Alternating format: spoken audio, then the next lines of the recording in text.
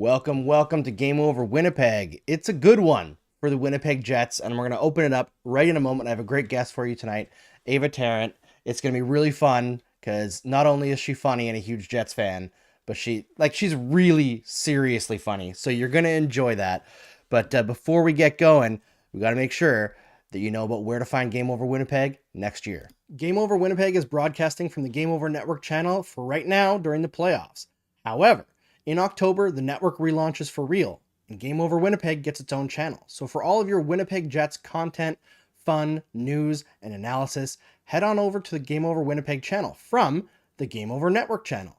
Open it in a new tab right now, scroll past my ugly mug, all the way down, and click on the Winnipeg channel from our featured channel section. Click subscribe, and make sure you hit that reminder bell so that you get notified whenever we post a video or go live. Tell all your Jets fan friends and family to come check out our awesome community. We promise they won't regret it. And make sure on this video you smash that like button right into oblivion. All right, let's welcome in Ava.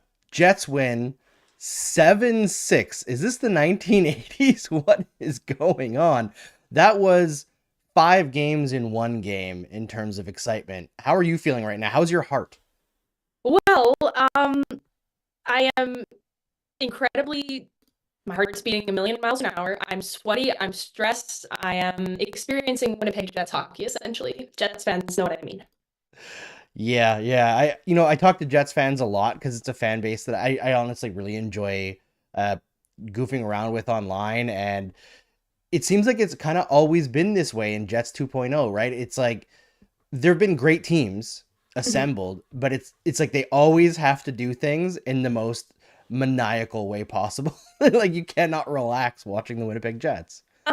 No, that's absolutely correct. If you're new to hockey, I usually say, Winnipeg Jets are like a level 10 on the fan scale. You have to kind of work your way up there. It's not for the faint of heart.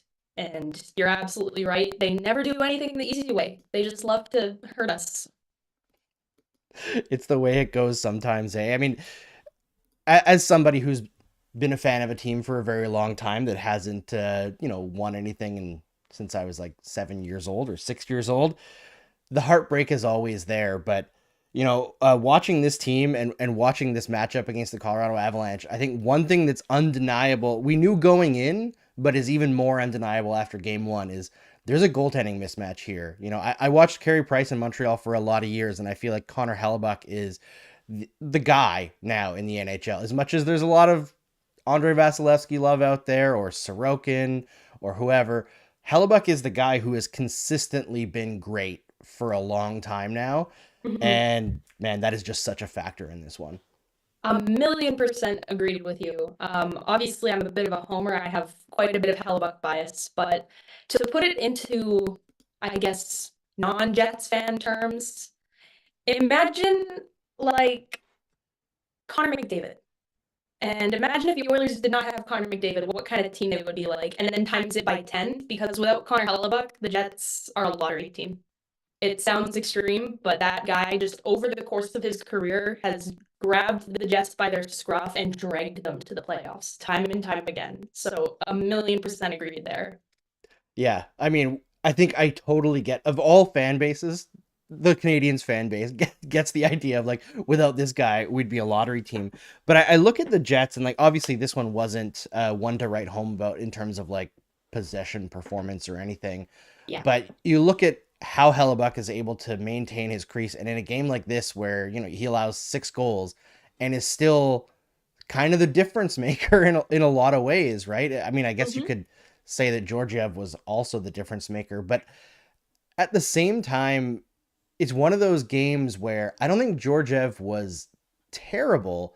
The Jets manufactured some really good chances for themselves, and hmm he wasn't able to stop the big ones. Like you need a couple of those big stops a game in the playoffs, and he wasn't really able to get those for the Avalanche, whereas Hellebuck was able to make several huge ones, and his posts were also a little bit more lucky than Georgiev's tonight.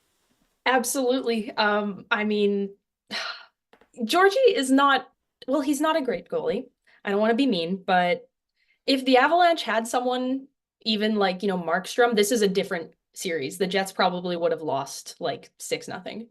But even though I wouldn't even say this wasn't like a great game for Hellebuck because the Avalanche had like 50 shots or something by the end of the game. And in perspective, allowing, what was it, 6 goals on 50 shots, that's, yeah, respectable. Give the man a break. But I do wonder if what they're gonna do for the next game. Because do you put Georgie in again? Is that even fair to him after both of the previous times the Jets have played him? I don't know. Yeah, I mean that's a tough one for Colorado to talk about. I know somebody reached out to me on Twitter and they're like, "How, if you're the Colorado Avalanche, do you hold in not going like nuclear on Georgiev after that game, right?" And Mhm. I think the problem for them is they don't really have anything behind Georgiev. I actually I didn't even see on like official news. I just saw like hockey Instagram rumor machines talking about Pavel Francouz retired, I guess I due to saw injuries, that. which is really sad because I feel like he had something to give, and the Colorado Avalanche seemed to like really believe in him as a goalie.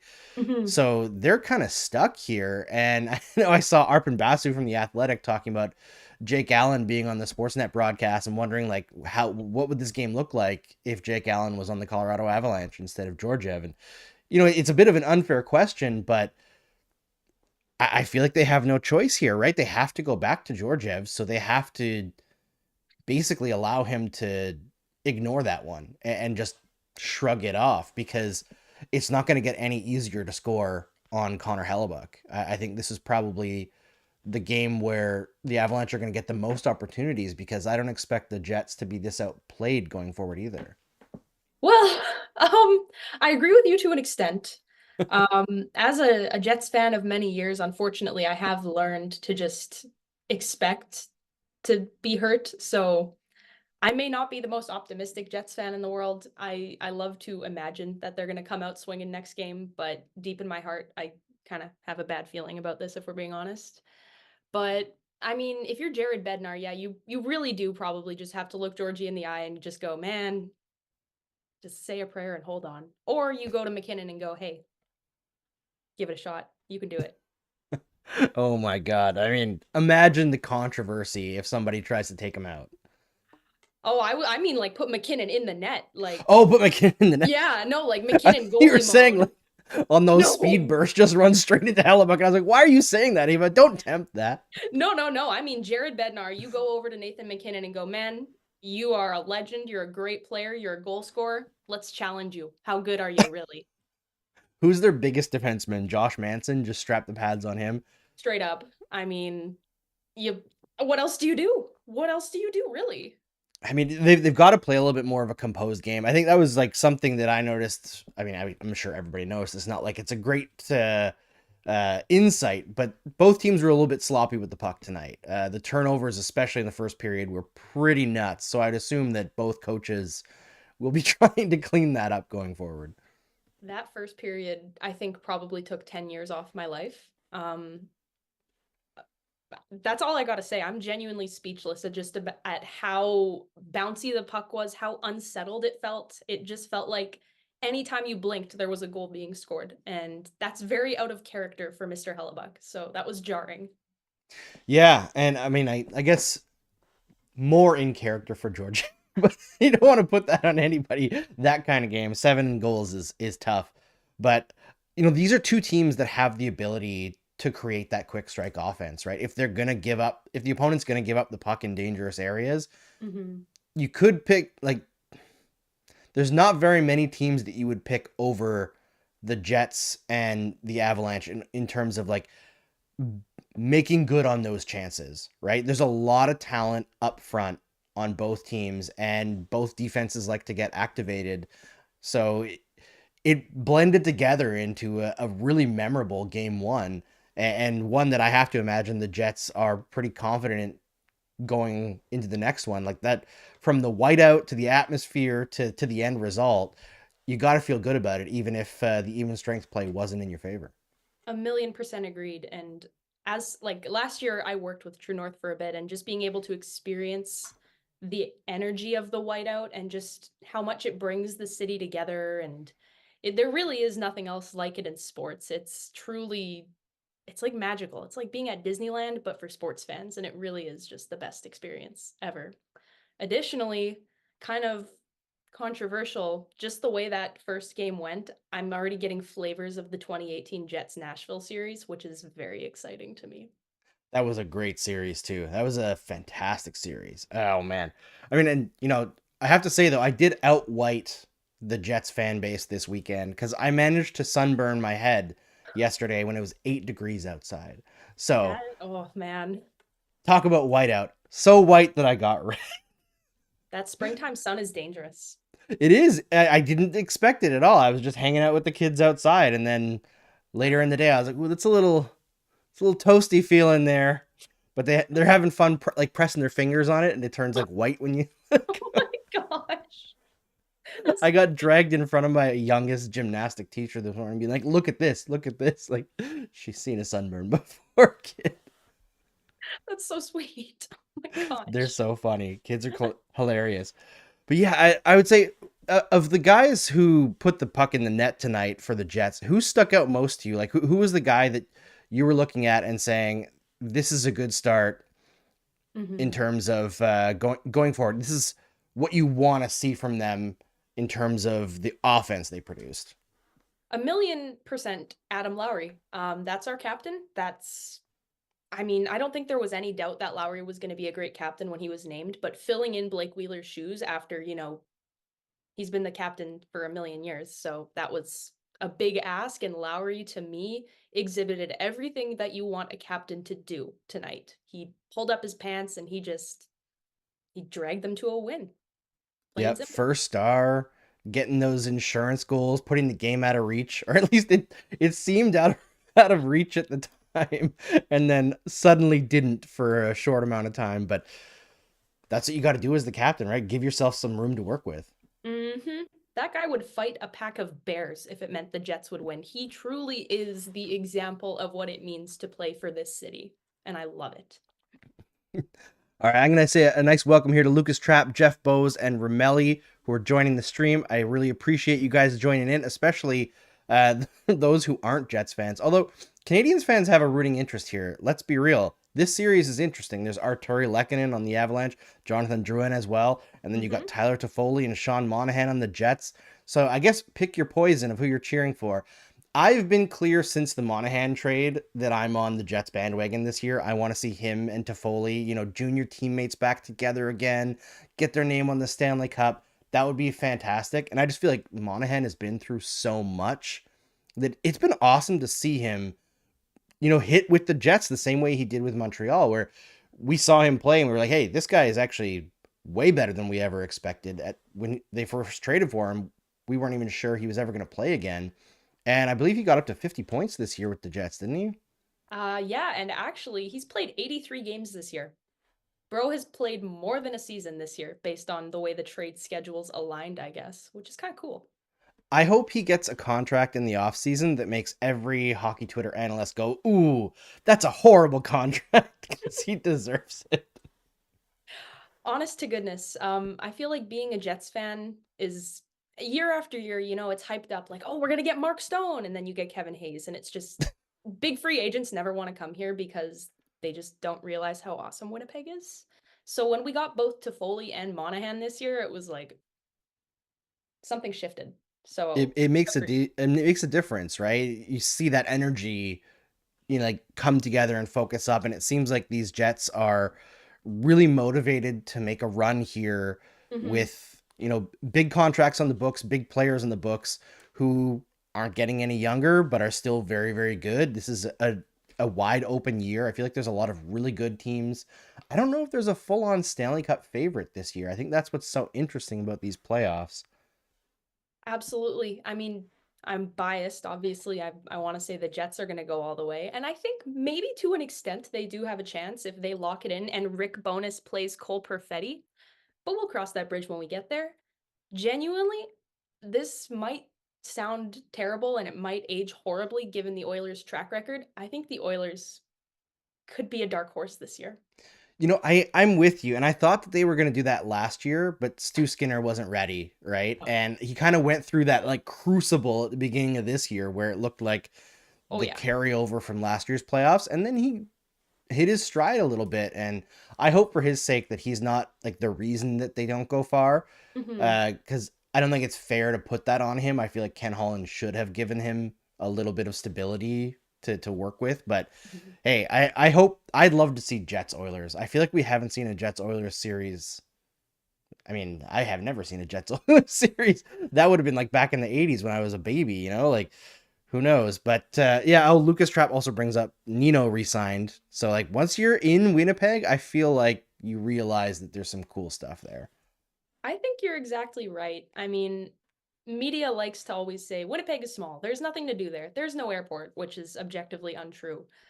Winnipeg is a great place if you are, I don't know, ready to raise a family, or you're not really into big city life. It's everyone is so connected here and passionate about hockey, where I believe if you truly love playing hockey, you'll love playing in Winnipeg just because of how big it is here and how much of a part of the city it is. Yeah, I totally feel you. And it's really nice and in a way cathartic to see the place absolutely packed and rocking with the whiteout Hmm. after, like there was some worries earlier in the season where despite the Jets playing really well, they weren't selling out and everyone was kind of using it as an opportunity to dunk on the market. And it so clearly has nothing to do with passion for the team. That market is so in on the Jets. It's just, life is tough right now, especially, Canada's not doing a great job insulating our population from what's happening economically. And that rolls down onto the hockey teams. But it was so cool to watch the arena be full on. In a minute, I want to talk about what happened 5-on-5 and how that could figure into the rest of the series.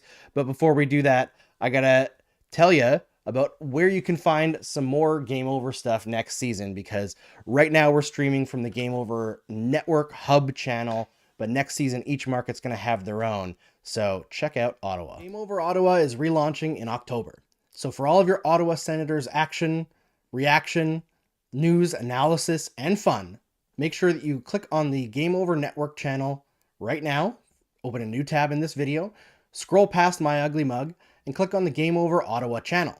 Subscribe, and then hit that drop down menu. Make sure you hit the alarm bell so that you get notified whenever we post a video or go live. Tell all your Sens fans, friends, and family to check out our awesome community, and make sure you smash the like button on this video right into oblivion. All right, I have to make a correction because clearly I had a big, I was going to say senior moment, but I'm not a senior yet. I'll say a dad moment. I forgot the Oilers and the Jets played in the play-in round in 2020, and that the Oilers blew leads in, I believe, every single one of those games late, and they lose all three in overtime. I don't remember exactly, but I do remember there was a game that went to like triple overtime and it didn't end until like 1 in the morning, and my whole family stayed up to watch and I think woke up the neighbors when we screamed so loud. But yeah, no, I think I repressed that memory because of what had happened after that. Yes, the rest of it Yeah. wasn't so pretty. Yeah, I get that. All right, let's talk about 5-on-5 because it wasn't a great situation for the Jets. They made their way through it, and frankly, considering the shot count, the actual scoring chances weren't that widely different in terms of high danger. Natural stat trick had it at 10-7 in favor of the Avalanche. So I guess you could say the Jets protected their net front and were able to get in on the few opportunities that they had at 5-on-5. But clearly, the Avalanche were holding sway in terms of dominating the puck at even strength. The shots were 36% in favor of the Jets in the first period, 39% in the second period, and just 22 in the third. And yeah, they were leading most of the game, but what did you see that Colorado was able to do that the Jets weren't able to counter tonight? Well, there's the obvious, the Nathan McKinnon effect. And then there's the obvious, the sometimes Rick Bowness doesn't know how to manage his lineups effect. And then there is the questionable Jets defensive pairings effect. So I think it's kind of a combination of several forces at play here. Yeah, I know that Lucas said that you're a huge Logan Stanley supporter. I'm sure that that's not the case, but Actually, I do have a Logan Stanley jersey, but that's not the point. I'm sure Logan Stanley is a very nice man. I'll start like that. However, I don't want to see Logan Stanley on my hockey team, if you catch my drift. And you know what? It's again, not fair to place all the blame on him. I feel like Neil Pionk is often quite misused. Same with Dylan Samberg. There's kind of just a blender going on in the defensive area that really needs to be looked at under a microscope by a scientist and kind of sorted out properly, I think. yeah, and it's not like the struggles at even strength were on one player tonight. Dylan DeMello had the worst expected goal differential on the team, and I think we all know Dylan DeMello is not the worst defenseman on the Winnipeg I was Jets. going to say that's very out of character for him. Yeah. I'm guessing. I'm just looking quickly here. I am guessing that it's because he faced a lot of Nathan McKinnon, but I haven't had a chance to figure that out. But obviously, the Jets made bank on their couple of power plays as well, contributing to the game, and that was. I mean, you could say anything is the difference in a one goal game, but being able to capitalize on the power plays when the Avalanche weren't. Well, I guess they did it as well at the end there, didn't they? But either way, I feel like the power play for the Jets was a nice little bump when they were struggling to own the puck at even strength. Do you see that as an area they can continue to exploit against Colorado? I sure hope so, because in my experience as a Jets fan, usually the power play is the most frustrating thing of all. So this was kind of like Christmas for me today, just seeing actual progress out there. So I would love it if they continued to keep up that scoring pace, but it's the Jets, so I'm not going to get my hopes up, but we'll manifest it. Yeah, I'm just checking here to see what the Avalanche were at in terms of PK in the regular season. They were 12th in the NHL, so it's not like they have a terrible PK. The Jets were just really solid tonight, moving the puck on the man advantage, and ended up making some good plays on there. That's good news Mm-hmm. if they can figure out continuing to go through there. I mean, what do you expect to see in terms of like? Do you expect to see any shakeups in terms of who's playing with who, forwards or defense, going into next game because the Avalanche were able to dominate so heavily at 5-on-5? If I've learned anything from the Rick Bonus era Jets, no, but I can hope that, Morgan Barron is injured right now. I'd like to see him back and healthy. Obviously, Cole Perfetti, why is he not being used? That's kind of my big question here. He's a wicked goal scorer, and you promised him that he'd be a part of the team, and he's been healthy scratched a good chunk of the season. To me, that's unacceptable, but that's kind of my main thing is really just tighten up the defense, pat Helly on the head and tell him it's okay, buddy. We'll get him next time. And get Cole back in the lineup, damn it. Come on. I mean, I'm sure Hellebuck is turning around and saying, like, listen, that's going to be the worst game I have this series, and we still won. Mm-hmm. Mm-hmm. And we're very That's, blessed that we have Laurent Brossois as well as a backup. He is a wicked goalie. I mean, you could argue that the Jets have the two best goalies in this series. And I think very effectively you could argue that, which is Absolutely. not good news for the Colorado Avalanche, I guess, but when you have Nathan McKinnon, you can afford a little bit of bad news. And Kale Mm-hmm. McCarr looked good tonight too, so we'll see if he's back in it. Cole Perfetti, I don't understand what the issue is there, because like I know he had a really long stretch where he wasn't producing offensively this year, but Mm-hmm. you watch him game in and game out, and he's a really smart player. And you mentioned he's a good goal scorer. Like I find his playmaking is really, really good as well. Mm-hmm. And I mean, at some point he's got to get in there, right? Like they're not going to healthy scratch him for a whole series. If I've learned anything from Winnipeg Jets hockey, you look back to 2018, Vegas, game five, do or die situation. What do? You scratch Toby Enstrom and put Joe Morrow in, right? That makes good sense. So I if I've remember learned that. anything about the Jets, it's don't expect smart things. So Although that's what I leave it at. is Rick Bowness more reliable than Paul Maurice was, though? Defensively, night and day. Shifley has never played better defensively, even if he is still a defensive black hole sometimes. But I don't hate Rick Bonus. I want him to win a cup. I like him, but he frustrates me a lot sometimes with his decision making. Yeah. I mean, I think that's the reality of most coaches in this league, right? Yeah. It seems like everybody's got their few guys that they like too much or don't like enough, Mm-hmm. and you just have to deal with it. You have to get the coach that has the best bad guy that they like. That's Correct. I mean, it's you look frustrating. at Tampa and you see John Cooper and it's like, man, why can't I have that? You know? Right? Right? I mean, at least you can see on the Montreal side, like I feel like everybody still really loves Marty St. Louis. There's like some people who are a little bit impatient because it's a rebuild, but I Mm-hmm. think you see the decision making there, and it's like faster on forwards and a little bit slower on defense. You could tell he was a forward, Definitely. which is always fun to kind of break down and look at how decisions are being made. But yeah, it seems like it's just a constant source for almost every fan base to rag on the coach, right? Maybe we all think that we can coach, but it's a tough job, I'm sure. 100%. I mean, if you put me on that bench, it would be like not good. So, in no way am I ever hating on Rick Bonus. It's just, certain things seem more obvious than maybe they are, and I don't know what's going on behind the scenes, so I can't comment on everything like Ehlers' time on ice and whatnot, but it is frustrating sometimes as a sports fan.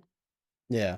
Let's before we get into what the Jets can do next game to try to like push back on what the Avalanche were doing and kind of really gain a stranglehold on this series, let's end the talk about this game on a bright note here because Kyle Connor, who is a player who can score better than almost every player in this league, but when it comes to defense, kind of doesn't exist anymore.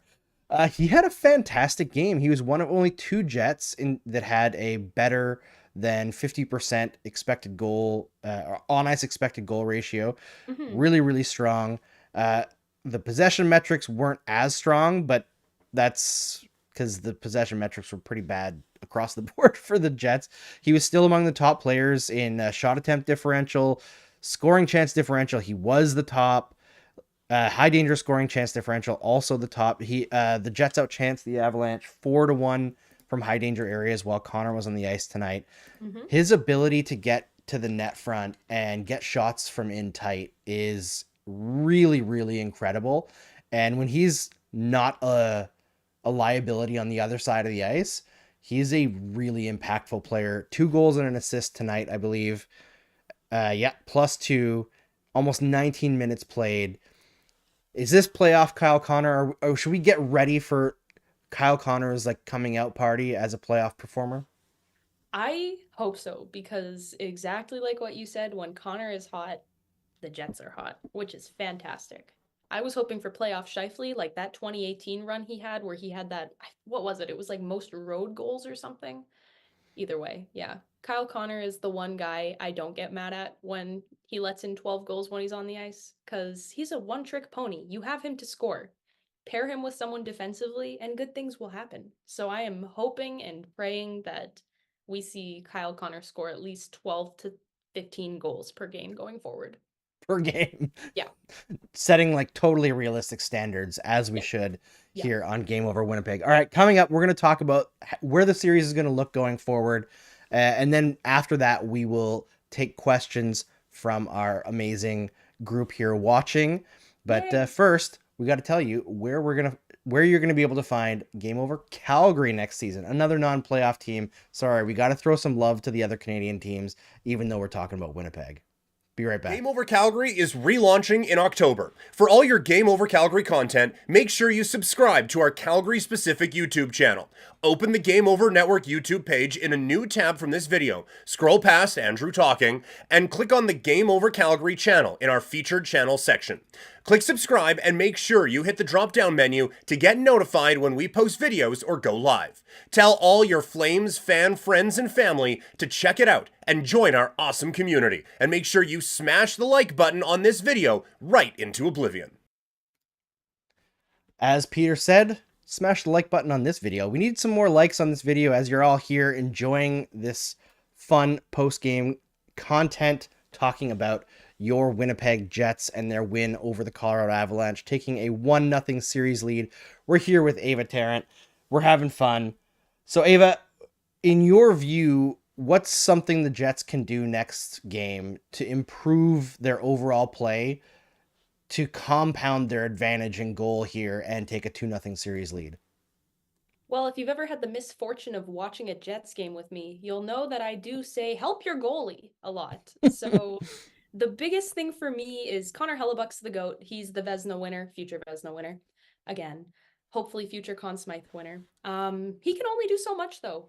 Play some defense, please. I'm begging. Help your goalie. Yeah, they do need to commit a little bit more on the defensive side. Although you could argue Colorado does too, right? It just wasn't a game where defense was a high priority or something to write home about, we'll say. Although there's some big shot blocks at the end for the Jets. I thought they really shut that last 30 seconds down. Didn't give the Avalanche much to work with after this 7-6 goal where everyone starting to clench a little bit maybe. But I think teams can often panic in that situation. And the Jets didn't look panicked at the end. It looked like even though it got really close and down to the last goal there, they knew Hellebuck was going to be solid for them. And if they just stepped up in front of those shots, they could close this one out. And that quiet confidence was good to see. Absolutely. We are so privileged as Jets fans to have not one, but two very reliable goalies. I mean, you can just count on either one of them. The other Jets could take a nap and he would probably stop a good chunk of the shots, either one of them. So I didn't feel so relaxed in the last 30 seconds. Maybe I'm a little biased there as a Jets fan, but no, I see your point. They maybe not. It's hard to explain. I'm still kind of decompressing that still. So give me like a few days and I'll get back. I mean, as soon as you've got skin in the game, there's no relaxing until the final buzzer, right? Like it doesn't matter if you've got it in hand or not. There's always the idea in the back of your head that things could fall apart. And I'm sure that, any Leafs fan who's watching feels that on a level that we can only imagine. But, I mean, at least in the first game, there was no suspense for them. So there's that. Just rip the Band-Aid off and just sucked right away. Just be mean. Just got to be mean to the Leafs fans.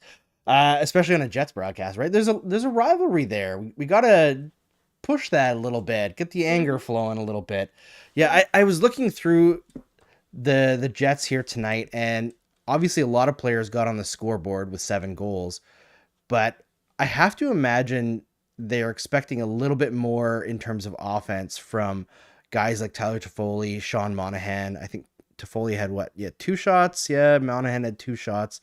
So it's like a decent night, but both of them, can produce offense, and you never have an entire team going all at once because then you'd score like 15 goals. But it seems like the Jets have started off well offensively and have another gear to find because they have so much offensive depth. And as we talked about already, Cole Perfetti in the wings waiting to come in and maybe bolster them on top of that. Who do you think we can see in game 2 stepping up? Who do you think is going to be the guy for the Jets outside of Hellebuck, of course? 2 words, Nikolaj Ehlers. He is my favorite Jet personally. I have his jersey hanging up on my wall. He is a monster. When he is on, he's on. That guy is quick, he's slippery, and he is very good with the puck when he wants to be. So I'm expecting playoff Ehlers to be unlocked. Yeah, I don't know if this is still the case because time has passed, but I used to work for Sport Logic back in the day, and when they started releasing, or at least when I was able to work with their data that's not necessarily out in the public, one of the things that I looked at a lot was like which players were turning entries into scoring chances, right? Because we talk a lot about like controlled entries or dump-ins when we're analyzing hockey, but how often can players turn a controlled entry directly into a scoring chance? And at the time, over like a 3-year period, no one in the league was even close to as good at it as Nikolaj Ehlers. Now, since then, Connor McDavid has hit another level, and then you've got Nathan MacKinnon, as we saw tonight, It seems like nothing is happening, and all of a sudden he's alone. Mhm. He just has that speed. But Ehlers is on that level in terms of what he can generate off the rush. So he is absolutely a guy who out of nowhere can turn a game around. And we've seen it happen many times throughout his career. I'm with you on him being arguably the best Jets forward, all in, because he's a great defensive player as well. I Mhm. would love to see him have a coming out party because I feel like he's had playoffs before where he's played great and the puck won't go in for him and he catches a lot of flack. I would love to see this be a Nick Ehlers Conn Smythe run. Nick Ehlers is hands down the most I don't want to say hated because nobody hates him, but people definitely disrespect him a lot in this fan base. I mean, years ago there was a trade proposal that was like Ehlers for Ristolainen, which literally makes me like physically ill, vomit up my throat to think about. But no, you're absolutely right. He is, in my opinion, the most reliable Jets forward. He does not get nearly enough ice time, which again, I don't know the behind the scenes politics of the Jets locker room. I can't really speak there, but in my opinion, he does not get used nearly enough to take full advantage of his skill set. Yeah, as a Winnipeg Jets watcher from a distance, but not necessarily a fan, Ehlers has Mhm. always been a guy that it seemed like the Jets didn't value him as much as what he actually brought to the table. And I was like, please trade for him. Please as, don't. as like, Please don't. like I was just waiting for like some team to find a way to pry him out of Winnipeg. But I have to like Kevin Cheveldayoff has gotten a lot of flack over the years for the first stretch when he was in Winnipeg of not doing much in terms of trades. And now he is moving more pieces, and I feel like most of his moves are pretty good. Not folding on the Ehlers file and trading him for a guy like Ristolainen or even another good, decent player that Mhm. maybe isn't as good as Nick Ehlers. I feel like I have to give him credit for that because like time will prove that he was right to not move that player.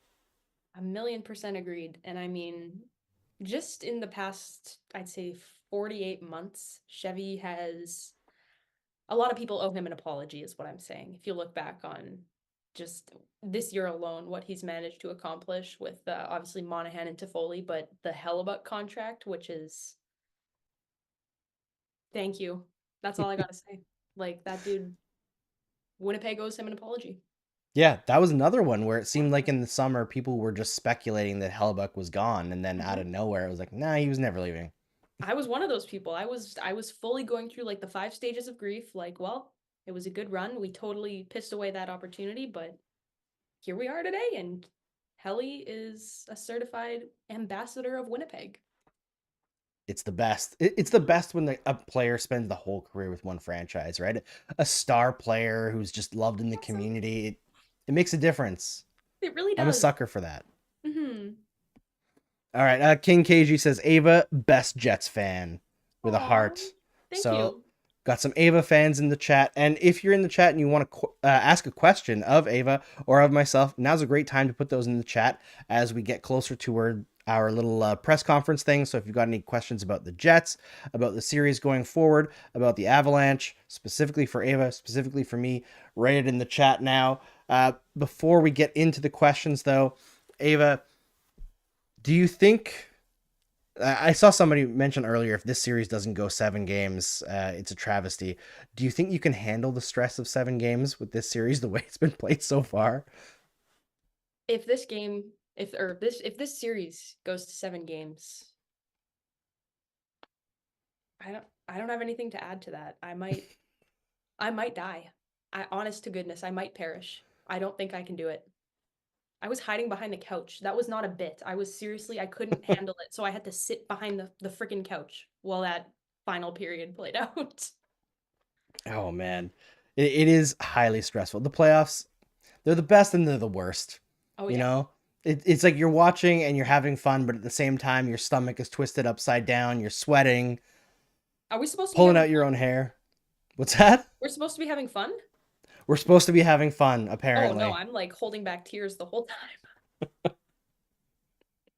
Oh God, it is a great time though. All right, we'll take your questions in a second, but first we're gonna show you again where you can find Game Over Winnipeg next season, when at least some regular Jets fans will be hosting the program instead of me. I'll be back in Montreal, but I'm happy to do it in the postseason here, with as we push things together as a group here in Game Over as we try to relaunch. But next season, I promise you, you will be fully served by Jets fans every Winnipeg Jets game, not some Montreal guy pretending to know what he talks about. All right, here's where you can find Winnipeg next year. Game Over Winnipeg is broadcasting from the Game Over Network channel for right now during the playoffs.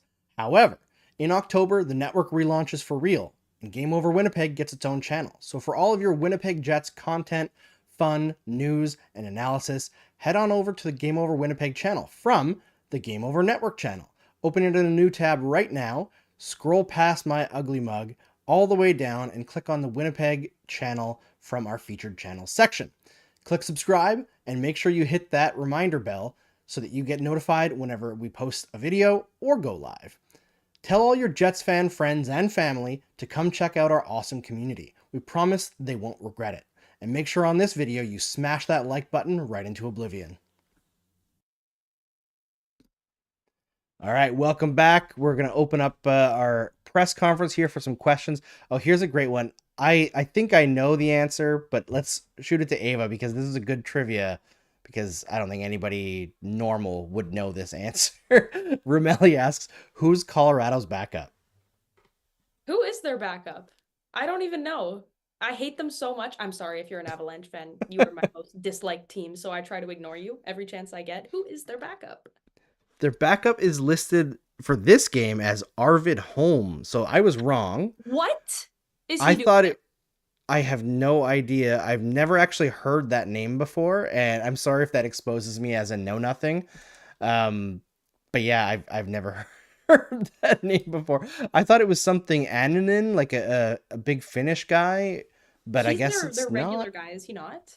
I thought so. I mean, when Pavel Francouz is not playing, which is almost always because he was always injured. Arvid Holm was the Moose old goalie. Was he? That was a jump scare to me. I did not know he was there. When did that happen? What the I heck? have no idea. All right. Fair enough. They're just throwing guys in there. That's just names. Just a freak. Colby Guy asks, do you think the Avalanche will go to the Non-Such Museum on their day off? Oh my gosh. This has got to be a Winnipeg thing. Do you not know the Nonsuch? I've never heard of this before. What is this? Oh my gosh, you have homework. Okay, so Okay.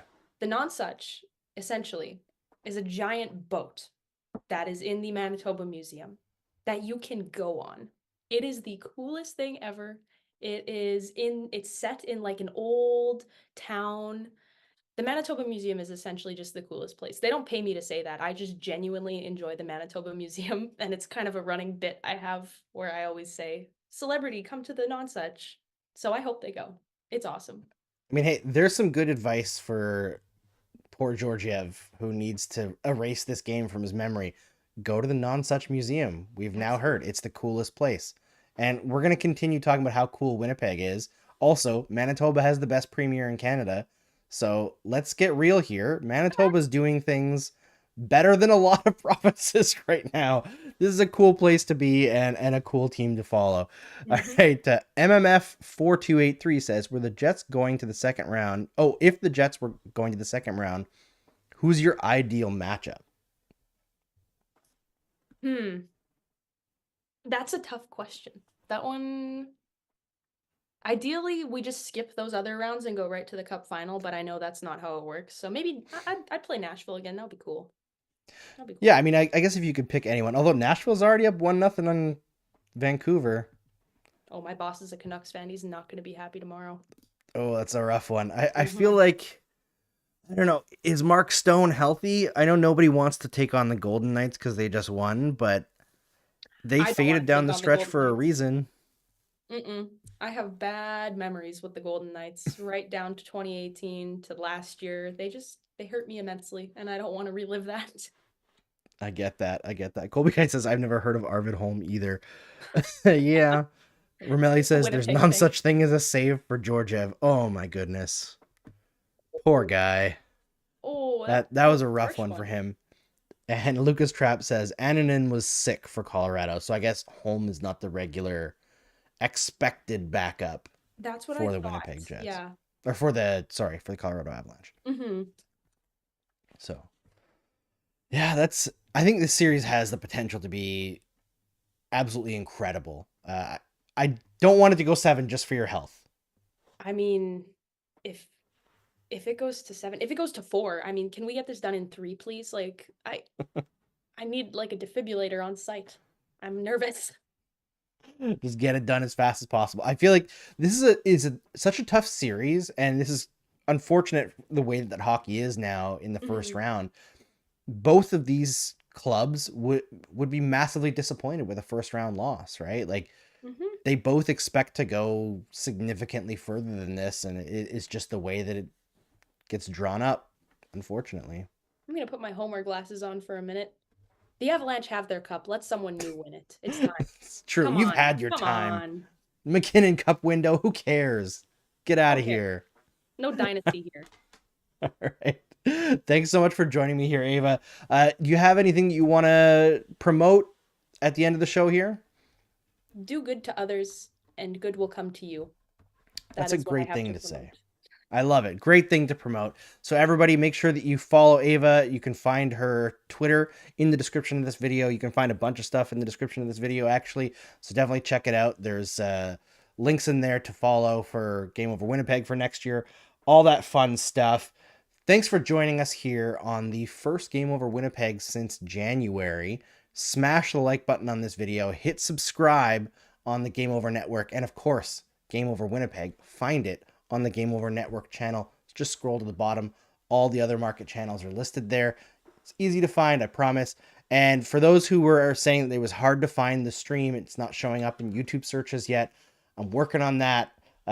For now, just go to the Game Over Network channel and click live, and you'll see both scheduled streams and the ones that are live currently. It's the easiest way to find it, or you could check out my Twitter, where all those social medias, but really the easiest way to just go straight to the source.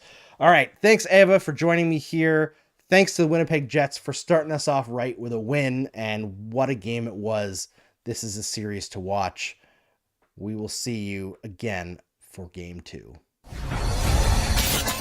Game